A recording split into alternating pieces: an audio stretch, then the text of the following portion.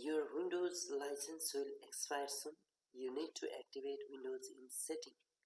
Go to setting, close. यो किसिमको pop-up स्क्रिनले हजुरलाई सताइरहेको छ। हजुरको विन्डोज 10 छ, एक्टिभेटेड पनि छ, तथापि यो मेसेज हजुरलाई एक कुरो बारम्बार आएर तपाईको काममा केही डिस्टर्बेन्स क्रिएट गरेको छ यसले। यदि छ भने आउनुहोस् हामी यो सोल्युसन कसरी गर्ने भन्ने टिप्स र साथसाथै तपाईको दिस पीसी लाई राइट क्लिक गरेर प्रपर्टिज गर्दाखेरि पनि पाउनुहुन्छ तपाईले विन्डोज इज एक्टिभेटेड भनेरै पाउनु भएको छ। विन्डोज इज एक्टिभेटेड तथापि एक्टिभ भइरादा पनि तपाईले मेसेज भने यो मेसेज हजुरले फ्रिक्वेन्टली पाइराख्नुहुन्छ भने यो मेसेजलाई अफ गर्नको लागि आज हामी सानो ट्रिक सिक्दैछौं। सो आउनुहोस् यसको लागि हजुरले के टाइप गर्दिनुस् भने डायलग बक्समा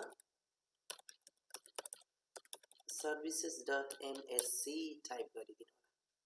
ओके, यो रन डायलग बक्समा। So run dialog box appear गराउनको लागि विन्डोज सँग आर दबाउनु होला र यहाँ हामी के लेख्ने रहेछौं services services.msc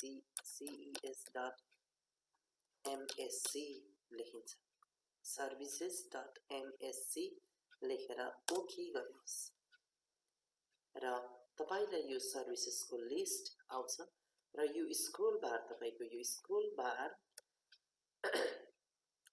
बारलाई अन्तिममा पुर्याइदिनु होला हजुरले। र यहाँ तपाईले विन्डोज लाइसेन्स म्यानेजर भन्ने अप्सन पाउनुहुन्छ लिस्टमा। यसलाई डबल क्लिक गर्नुहोस्। डबल क्लिक गरेपछि विन्डोज लाइसेन्स म्यानेजरलाई डबल क्लिक स्टार्टअप टाइप हेर्नुहोस् यसको म्यानुअल रहेको छ, यसलाई डिजेबल गरिदिनुहोस् र ओके।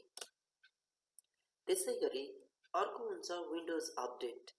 विन्डोज अपडेटलाई पनि डबल क्लिक गर्नु होला र म्यानुअललाई डिजेबल्ड नै गरिदिनु होला र ओके गर्नुहुन्छ र यति गरिसके पश्चात तपाईको प्रिभियस समस्या अर्थात जुन त्यो फ्रिक्वेन्टली आइराख्ने जुन त्यो your Windows license will expire soon भन्ने मेसेज अब आउँदैन।